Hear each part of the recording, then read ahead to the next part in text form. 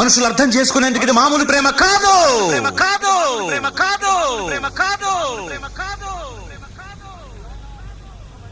అగ్నిలాగా స్వచ్ఛమైనది.